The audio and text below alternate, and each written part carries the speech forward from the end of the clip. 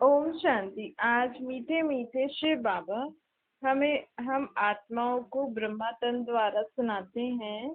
बाबा कहते हैं, बाबा ने जो भी ब्रह्मा के मुख से उच्चारे हुए महावाक्य हैं वो हम सुनेंगे। बाबा कहते हैं, सबसे पहले बच्चे अपने को आत्मा समझ के बैठो। मैं आत्मा अब इन कानों से ज्ञान की बातें सुन रही हूँ, जो मेरे बाप ने सुनाई। बा, बाबा कहते, एक तरफ सारी दुनिया भक्ति मार्ग वाली है और दूसरी तरफ अभी भगवान आए हैं हमें ज्ञान सुनाने। भक्ति तो हमने जो द्वापर युग से करी है ना, अब हम ज्ञान सुन रहे हैं। कहा भी जाता है ना, ज्ञान भक्ति वैराग्य। तो अब भक्ति का पाठ पूरा हुआ। अब भगवान हमें भक्ति का फल ये है ज्ञान सुनाने आए हैं। बच्चे जानते हैं, आधा कल्प द्वापर कलयुग से हमने भक्ति करते करते भगवान को बुलाया है।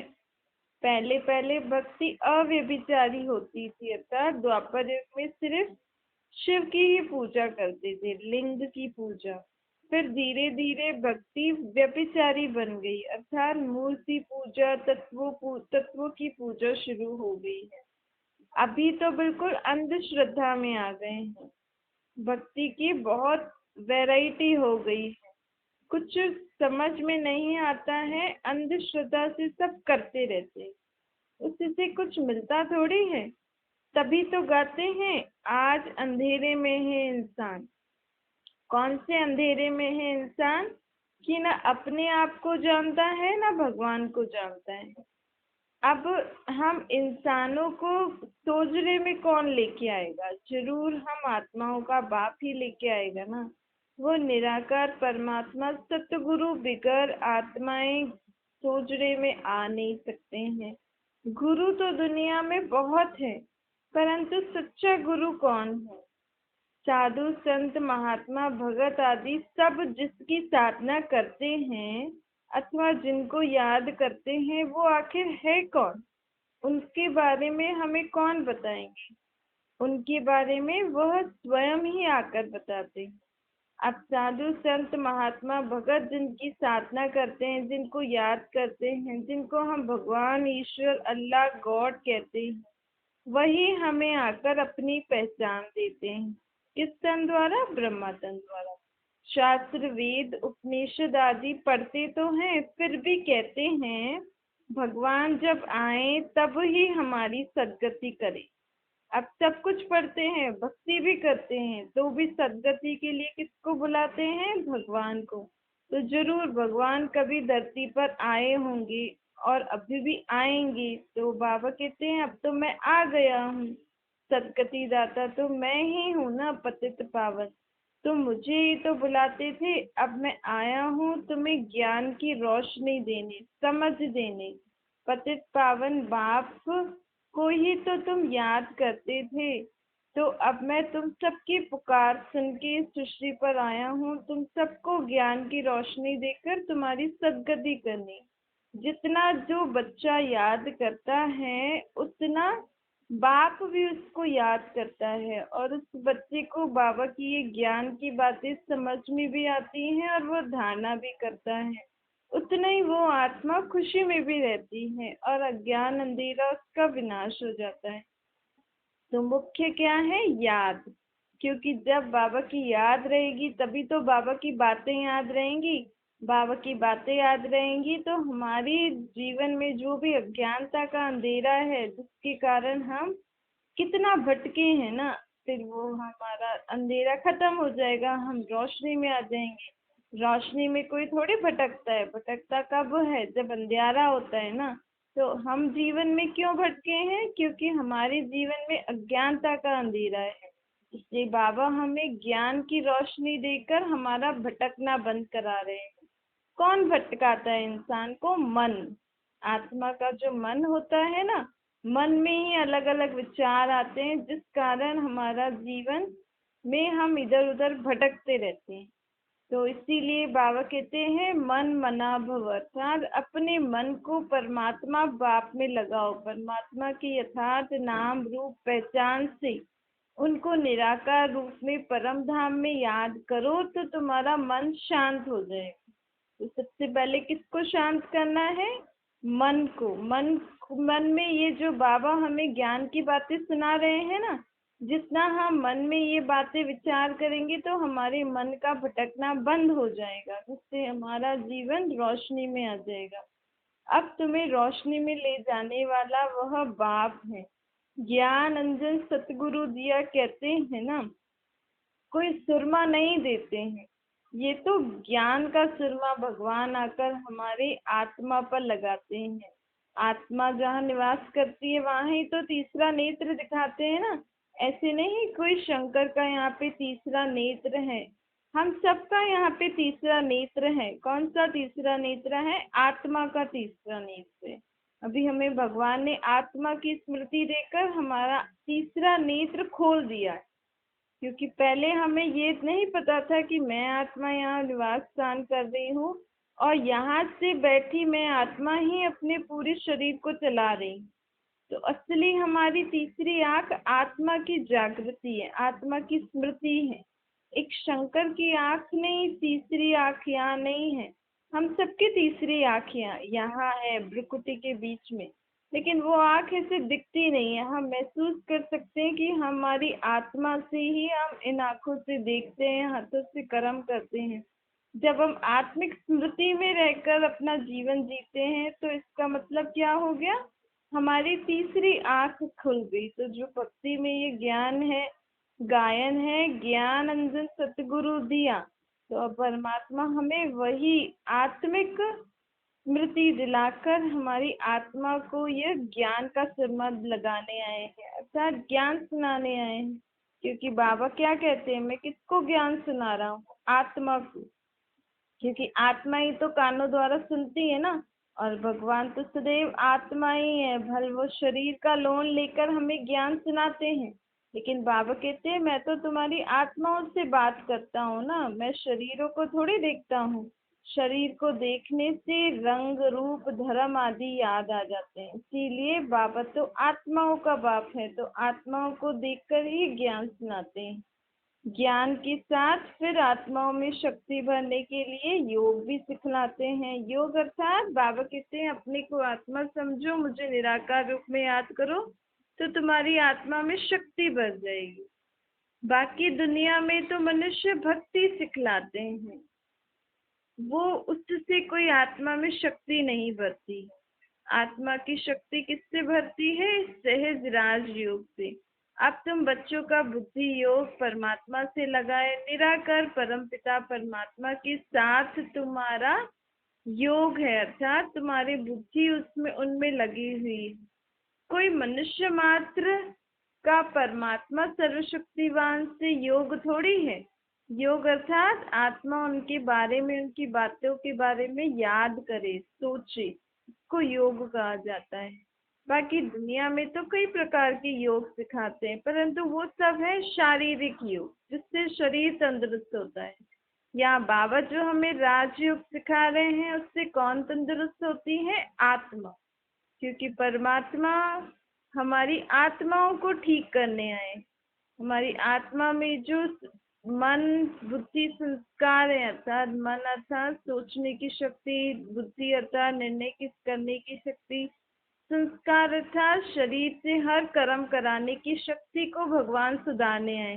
तो इसीलिए बाबा आत्माओं में शक्ति भर रहे हैं, आत्माओं को सहज राज योग सिखा रहे हैं। दुनिया में तो हठ योग है, उससे शरीर तंदुरुस्त होता है, लेकिन हर 5000 साल में एक बार वो योग तो हम कितने समय से करते हैं ना लोग, शरीर को ठीक करने के लिए। द्वापर युग से वो शारीरिक योग तो करते आए हों, लेकिन आत्मा को तंदुरुस्त करने के लिए जो ये योग है, ये भगवान 5000 साल में एक ही बार सिखाता है। और आत्मा इतनी शक्तिशाली बन जाती है कि पूरे 5000 साल इस सृष्टि पर चक्कर काटती। हम कहते हैं ना, कई बार कहने में आता है अब मेरी आत्मा में शक्ति नहीं है, ताकत नहीं है, मैं इतना नहीं कर सकती। तो आत्माओं में ताकत भरने के लिए परमात्मा भी हमें सहज राज योग की शिक्षा दे रहे हैं। तुमको बाप से और मुक्ति, जीवन मुक्ति से योग अर्थात याद, अपना बुद्धि का योग लगाना है, अर्थात अपने बाप को और अपने घर और सत्युग को याद करना है। सत्युग में तुम्हारे कितने अच्छे मैनर्स थे ना, उठने बैठने खाने पीने बात करने के व्यवहार आदि सब बहुत अच्छे दैवी मैनर्स थे। अब तुम्हारे मैनर्स कैसे बन गए हैं? आसुरी मैनर्स। परम पिता परमात्मा के भी गुण गाए जाते हैं ना। वह मनुष्य सृष्टि का बीज रूप है, सत्य है, चैतन्य है, आनंद का सागर है, ज्ञान का सागर है, पवित्रता का सागर है। तो जब हमारा बाप इतना अच्छा गुणवान है तो हम उसके बच्चे इतने आसुरी गुण वाले कैसे बने हैं? तो जरूर हम भी ऐसे थे, लेकिन अब ऐसे बन गए हैं। आसुरी स्वभाव संस्कार ही है ना हमारे अंदर भी, लड़ना झगड़ना झूठ बोलना पाप करना एक दूसरे के लिए बुरा सोचना बोलना विकार आदि, ये सब आसुरी स्वभाव संस्कार हैं। तो इन सब ये हमारे असली स्वभाव संस्कार नहीं है। तो अब बाबा कहते हैं बाप को याद करो और बाबा की शिक्षा को सारे दिन मन में मनन करते रहो, तो तुम्हारे दैवी संस्कार दैवी स्वभाव संस्कार हो जाएंगे, दैवी मैनर्स हो जाएंगे। क्योंकि तभी तो हम सत्युग में जाने के लायक बनेंगे ना। आज कोई शरीर छोड़ता है तो कहता है फलाना स्वर्गवासी हुआ। अब अपने इस जन्म में जब उसका जन्म चल रहा था उस शरीर में, उस समय तो वो झूठ पाप गाली गलौज कलयुगी दुनिया के हिसाब से ही तो सब जीते हैं ना। यहाँ पे जो चलता है उसी हिसाब से कलयुगी रीति रस्म वाली आत्मा एकदम से शरीर छोड़ेगी तो वो सत्युग में कैसे जाएगी? सत्युग में जाने के लिए तो दैवी मैनर्स चाहिए। उसके लिए तो हमें भगवान पढ़ा रहे हैं। भगवान कहते हैं स्वर्ग में कोई ऐसे ही थोड़ी जा सकते हैं। स्वर्गवासी बनने के लिए भी हमें शिक्षा लेनी पड़ती है, पढ़ाई पढ़नी पड़ती है। देखो आज हम कहें कोई अच्छे घर में पैदा होता है तो हम कहते हैं ना इसके पिछले जन्म के कर्म अच्छे हैं। कोई अच्छा पढ़ाई लिखाई करता है, किसी भी काम में अच्छा होता है, तो हम कहते हैं इसके पिछले जन्मों के कर्म ऐसे होंगे जिस कारण इसका ये जन्म इतना अच्छा है। या फिर उनके माँ बाप के लिए बोलते हैं कि इनके माँ बाप ने अच्छे कर्म किए हैं। किसी न किसी का फल तो मिलता ही है ना। तो हम दैवी दुनिया में जाने के लिए तो हमारे भी इतने अच्छे कर्म इस जीवन में होंगे, तभी तो हम दूसरे जन्म में जाके सत्युग में जाके जन्म लेंगे ना। जबकि हम सत्युगी देवी देवताओं की महिमा गाते हैं, आप सर्वगुण संपन्न 16 कला संपूर्ण संपूर्ण निर्विकारी अहिंसक मर्यादा पुरुषोत्तम हो। तो आज अगर आज आज मेरे अंदर तो बहुत विकार है, बहुत बुराइयां हैं, तो मैं आज शरीर छोड़ूंगी तो मैं स्वर्ग में कैसे जाऊंगी? मेरे अंदर तो ये सब है ही नहीं। तो परमात्मा कहते हैं हमें वैसा लायक बनना पड़ता है देवी देवताओं जैसा, तभी ही हम स्वर्ग में जा सकते हैं। कलयुगी दुनिया शरीर छोड़ रही है तो इसका मतलब कलयुग में ही है ना हम। ये कलयुगी दुनिया है। तो कलयुगी दुनिया से सत्युगी दुनिया में जाने के लिए बाबा हमें ये पढ़ाई पढ़ा रहे हैं। बाबा कहते हैं अपने संस्कारों को बदलो, अपने मैनर्स को अभी ही बदलो, तब ही तुम जब शरीर छोड़ोगे तो स्वर्ग में जाओगे। ज्ञान का सागर परम पिता परमात्मा अभी हमें ये सब ज्ञान सुना रहे हैं, क्योंकि अब आने वाला युग सत्युग है, इसलिए उससे पहले ही तो तैयारी करनी पड़ती है ना। बाबा कहते हैं मैं तो अनलिमिटेड हूँ। मेरे पास तो बहुत सारा ज्ञान है, जिसको जितना चाहिए वो लो। अब तुमको अनलिमिटेड बना नहीं सकता हूँ, नहीं तो फिर सृष्टि का खेल कैसे चले? मैं तो सदैव ऊपर रहने वाला हूँ, इसलिए मेरे पास सारा ज्ञान है। तुम तो जन्म मरण में आते हो तो तुम्हारा ज्ञान गुण शक्तियाँ खत्म होते जाते हैं। फिर जब तुम बिल्कुल ही कंगाल बन जाते हो, फिर मैं आकर फिर से तुम्हें ज्ञान गुणों शक्तियों से साहूकार बनाता हूँ।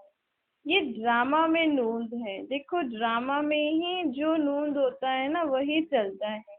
तुम इतना समय से दुखी थे, मैं क्यों नहीं आया, अंत में ही क्यों आया हूँ? क्योंकि मेरा पार्ट ड्रामा के अंत में है ना, इसलिए मैं अंत में ही आता हूँ। मैं भी ड्रामा के बंधन में बंधा हुआ। भगवान भी इस ड्रामा के बंधन में बंधा हुआ है। 5,000 साल का जो ड्रामा है उसमें किस समय किसकी एक्ट है, उसमें भगवान भी बंधा हुआ है। मैं रहता हूँ परम धाम में, मेरे पास ज्ञान पवित्रता आदि सब कुछ है। अब मैं आया हूँ तुम्हें सब कुछ देने। तुम जितना चाहो उतना ले सकते हो, तुम्हारे ऊपर है। मैं तो सबका बाप हूँ, सबको सब कुछ दे सकता हूँ। अब ये बच्चों के ऊपर है, कौन मेरे इस ज्ञान को अच्छी रीति समझ के जीवन में धारण करके चलता है, कौन मुझे याद करके अपनी आत्मा को पवित्र बनाता है। मैं आता भी हूँ तुम्हारे बुलाने पर। तुमने बहुत समय से बुलाया तो ड्रामा में मेरा अभी पार्ट था, तो मैं आ गया हूँ तुम्हें 21 जन्मों के लिए फिर से वर्षा देने के लिए।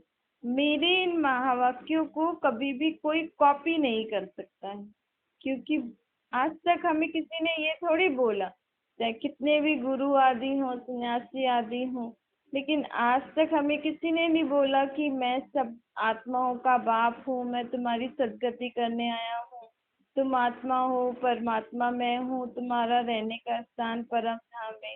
ये शिक्षा तो स्वयं भगवान ही आकर अपने बारे में दे सकता है, क्योंकि भगवान कहते हैं ना, आपकी गत मत आप ही जानो। तो उनके बारे में वही हमें बता सकते हैं, वही हम बच्चों को अभी बताते हैं। तुम जानते हो तुम आत्माएं अभी पवित्र बनते हो, इससे पहले हम बहुत पाप कर्म कर चुके हैं, इसलिए हमारी आत्मा बिल्कुल अशुद्ध मैली हो गई है। मैं आकर तुम्हारी इस आत्मा को और इस शरीर रूपी मैले कपड़े को साफ करता हूँ। आत्मा भी मैली है तो शरीर भी मैला है। कैसे बना है मैला? विकारों से। तो इसलिए बाबा कहते हैं, अब मैं जो कि तुम्हारी आत्मा और शरीर की धुलाई कर रहा हूँ, तो ये 1 जन्म तुम्हें पवित्र रहना पड़ेगा। बाबा कहते हैं, अब मैं जो तुम्हारी आत्मा और शरीर की धुलाई कर रहा हूँ, तो ये 1 जन्म मेरे खातिर तुम्हें पवित्र रहना पड़ेगा। देखो, जब किसी की सफाई करते हैं तो सब चीज खाली कर देते हैं ना, ताकि इसमें वापस कचरा ना आए, फिर पूरी साफ हो जाती है, उसके बाद सब कुछ रखते हैं। तो बाबा भी कहते हैं, अब मैं तुम्हारी आत्मा और शरीर को साफ सफाई कर रहा हूँ, तो तुम अभी विकार में नहीं जाना, मैले नहीं होना, फिर से कोई बुरा कर्म न करना, बुरा न सोचो, बुरा न बोलो, बुरा न करो। इसलिए रोज अपना पोता में रखो, अपना चार्ट रखो। मैंने आज सारा दिन किसी के लिए उल्टा सुल्टा सोचा तो नहीं, किसी को उल्टा सुल्टा बोला तो नहीं, कुछ उल्टा सुल्टा किया तो नहीं। ऐसे अपने मन वचन कर्मों का रोज रात को या जब समय मिले, तो ऐसे रोज रोज जब हम जांचते जाएंगे ना और बाबा को बताते जाएंगे, तो हमारी आत्मा साफ होती जाएगी, शरीर भी साफ होता जाएगा। शरीर भी तो तत्वों से बना है ना, अभी तो हम देख रहे हैं तत्व भी कितने तमो प्रधान बन गए। तो बाबा आए हैं हम सभी आत्मा और तत्वों को साफ करने। बाबा कहते हैं, ये मैं आता हूँ 5,000 साल में बाप को, आत्मा को साफ करने के लिए। अब तुम्हें मैं लक्ष्य सौंप देता हूँ। कौन सा सौंप दे रहे हैं बाबा? लक्ष्य सौंप।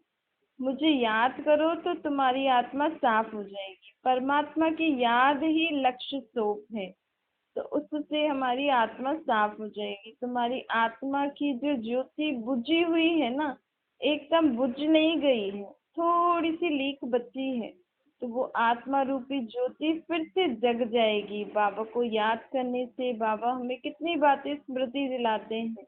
जब हम घड़ी घड़ी इन बातों को याद करेंगे तो हमारी आत्मा रूपी ज्योति और जगती जाएगी।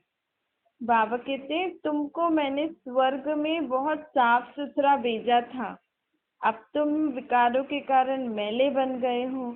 अब मैं फिर से तुम्हें साफ सुथरा करके स्वर्ग का मालिक बनाने आया हूँ।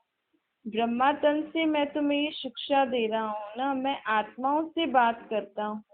हे बच्चे, लौकिक बाप की विस्मृति, अब शरीर, अपने देह और देह के संबंधियों से ममत्व मिटाओ। बाबा कहते हैं, लौकिक बाप, लौकिक संबंधी सब हैं, सबसे तोड़ तो निभाना ही है, लेकिन उन सबसे ममत्व मिटाकर अपने बाप में ममत्व रखो।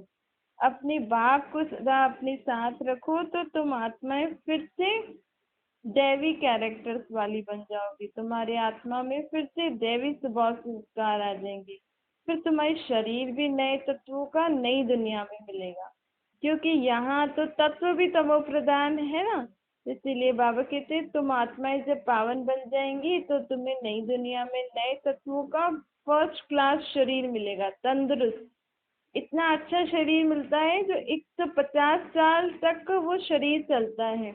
और बाबा कहते हैं बुढ़ापे तक भी आपके शरीर का हर अंग साबुत रहेगा। जैसे अभी तो बुढ़ापे में दांत टूट जाते हैं या आँख कमजोर हो जाती है, कुछ ना कुछ शरीर में होता ही रहता है ना। लेकिन सत्युग में बाबा हमें इतना फर्स्ट क्लास शरीर देंगे कि 150 साल की आयु के बाद भी हमारा दांत भी नहीं टूटेगा, शरीर एकदम ठीक रहेगा। लेकिन बुढ़ापा तो आ जाएगा ना। जिस रीति पहले बचपन और जवानी में शरीर काम करता था उस रीति तो नहीं करेगा, फर्क तो पड़ ही जाएगा। परंतु कोई भी अंग टेढ़ा बेढ़ा या ऐसे कुछ होता नहीं है। और 150 साल के बाद भी तुम बहुत खुशी खुशी से अपना शरीर छोड़ते हो कि अब मैं जाकर छोटा बालक बनूंगा। बाप कहते हैं अब इस पुरानी दुनिया पुराने चीजों से अपना ममत्व मिटाओ। रहना तो जब तक आत्मा सतो प्रधान बने इसी दुनिया इसी शरीर में है, लेकिन इससे मोह निकालो।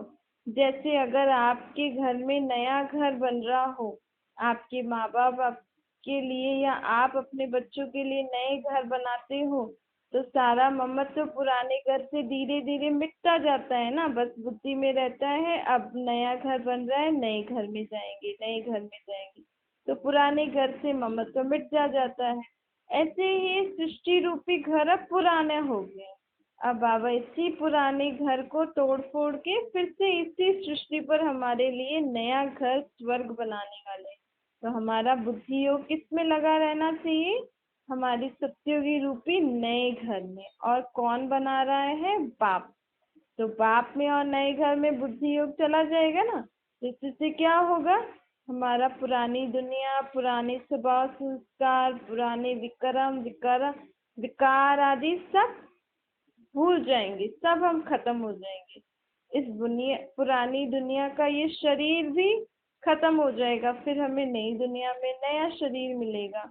बाबा कहते हैं कोई भी चीज को भूलना होता है तो बुद्धि में जब नई चीज आती है तो पुरानी को जल्दी भूला जाता है ना। तो अब हमें कौन सी बातें याद रखनी है?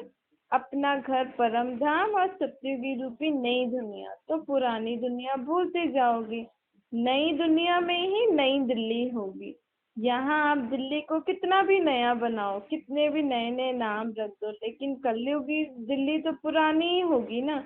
सत्युग में ही नई दिल्ली होगी। इस दिल्ली में ही जो यमुना का कंटा है वहीं पे राधे कृष्ण का महल होगा। वहां पे ही फिर स्वयंवर के बाद उनकी राजधानी होगी श्री लक्ष्मी श्री नारायण की। अब तुम बच्चों को बाबा रोज नई नई बातें बताते हैं। बाबा कहते हैं हम आत्माओं का स्वीट होम कौन सा है? परम धाम, जहाँ पे हम आत्मा अशरीरी बहुत शांत अवस्था में रहते हैं। अपने को आत्मा निश्चय करने से आत्मा बहुत शक्तिशाली हो जाती है। मनुष्य तो अनेकों को याद करते हैं, कोई किसी गुरु को, कोई कृष्ण को, कोई कृष्ण आदि कहाँ इस दुनिया में है। कृष्ण तो सत्युग में होगा ना। अब कृष्ण की आत्मा तो इसी दुनिया में, लेकिन कृष्ण अपने उसी नाम रूप से तो सत्युग में आएगा। अभी किसका सृष्टि पर पाठ चल रहा है? परमात्मा का। बाबा कहते हैं सत्युग आदि में देवी देवता होंगे तो वही उनकी ही आत्माएं पुनर्जन्म लेकर लेकर कलयुग अंत में भी आ पहुंची है। अब फिर से उनकी दुनिया की स्थापना करने में आया हूँ। वैकुंठ कहते भी हैं सत्युग को। फिर पता नहीं कई लोग शास्त्रों में लिख दिया है कृष्ण द्वापर में आते हैं, परंतु कृष्ण तो वैकुंठ का महाराज कुमार था ना, तो जरूर सत्युग में ही आएगा। द्वापर में तो इस सृष्टि में विकार आ जाते हैं, तो कृष्ण उसी नाम रूप से सत्युग में अब आ रहे हैं। अर्थात कृष्ण की दुनिया में इस समय कृष्ण की दुनिया अब कलयुग के बाद आने वाली है, तो इस दुनिया की स्थापना के लिए धरती पर किसका आना हुआ है? परमात्मा का। अब है कंसपुरी। यह सब आसुरी दुनिया है ना। सत्युग में कंस आदि कुछ होता नहीं, क्योंकि हम देवी देवताओं की महिमा गाते हैं ना। आप डबल अहिंसक हो। अगर सत्युग में भी कंस हो तो वहां पे हिंसा हो जाएगी। कृष्ण हिंसा थोड़ी करते हैं, जबकि हम उनकी महिमा गाते हैं। आप डबल अहिंसक हो, तो वो हिंसा कैसे कर सकते हैं? ये हिंसा आदि के काम ये सब इसी दुनिया में है, बाकी सत्युग में ऐसी कोई हिंसा होती नहीं है। बाप आए हैं अहिंसक धर्म स्थापन करने, क्योंकि सत्युग त्रेता जो दो युग हैं उसकी स्थापना परमात्मा कर रहे हैं ना। तो भगवान तो है ही दुख हरता सुख करता है ना। तो भगवान ऐसी सृष्टि स्थापना करते हैं जिसमें सुख ही सुख हो, दुख का नाम निशान है। अगर वहां पे भी कंस हो तो कंस को भी तो दुख होगा ना, अगर उसको कृष्ण मारेगा तो। लेकिन कायदा तो है, सत्य त्रेता भगवान की स्थापन की हुई दुनिया है, तो वहां तो किसी को भी दुख नहीं होता है। बाबा कहते हैं वहां तो ऐसे जीव जंतु भी नहीं होते जो हम चले और मरे। तो चींटियां आदि भी सत्युग में नहीं होती, क्योंकि चलेंगे अगर समझो मर गई तो दुख होगा ना। ऐसी कोई चीज नहीं होती है सत्युग में, ना ही ऐसा जीव जंतु होता है जिसको दुख मिले। तो बाबा कहते हैं मेरे मीठे मीठे लाडले बच्चे, मैं तुम्हारा मोस्ट बिलवेड बाबा हूँ ना। तुमने मुझे द्वापर युग से पुकारा है, अब मैं तुम्हारे लिए हथेली पर स्वर्ग लेकर आया हूँ। उस स्वर्ग की दुनिया में जाकर सुख भोगने के लिए तुम अब तैयार हो जाओ। बस इतना ही तो करना है, बाप को याद करना है और दैवी गुणों की धारणा करनी है। देखो, लोग तो कितना कहते हैं भगवान आओ हमारी रक्षा करो। तो अब मैं तुम सबकी रक्षा करने आया हूँ। सिर्फ इतना सहज ही कहता हूँ कि योगी बनो, पवित्र बनो, बाप को याद करो, पवित्र बनो, दैवी गुणों की धारणा करते रहो।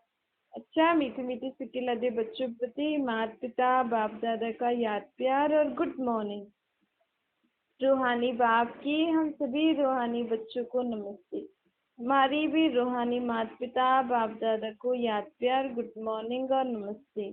वरदान है, रहम दिल की भावना द्वारा अपकारी पर भी उपकार करने वाले शुभ चिंतक बनो। कैसी भी कोई आत्मा हो, चाहे सतोगुणी हो तमोगुणी हो, लेकिन सभी के प्रति हम आत्माओं को क्या बनना है? शुभ चिंतक, अर्थात अपकारी पर भी उपकार करना है। कभी किसी आत्मा के प्रति घृणा दृष्टि नहीं होनी चाहिए। तो ये हमें बाबा होमवर्क दे रहे हैं। कौन सा होमवर्क दे रहे हैं?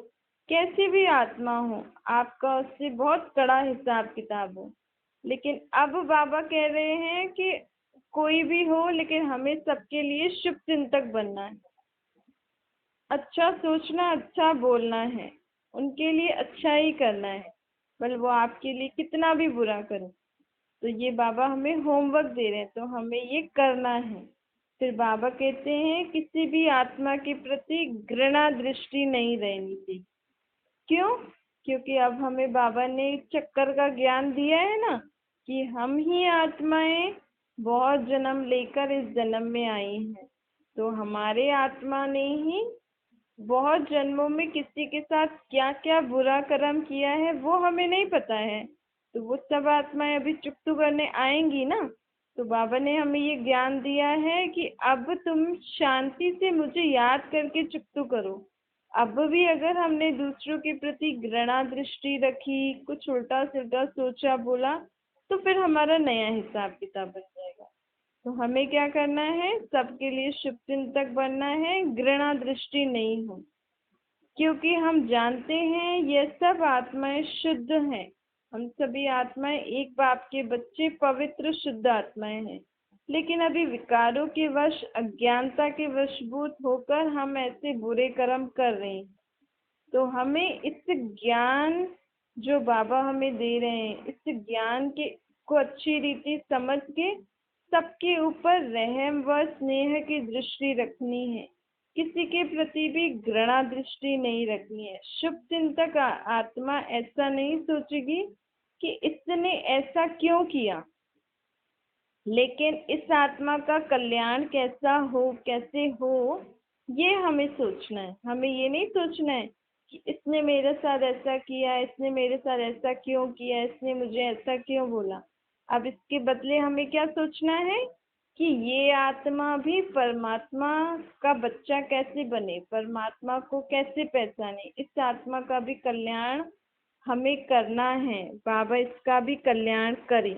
हमें ऐसी बातें सोचनी है। तो ये बाबा हमें होमवर्क दे रहे हैं।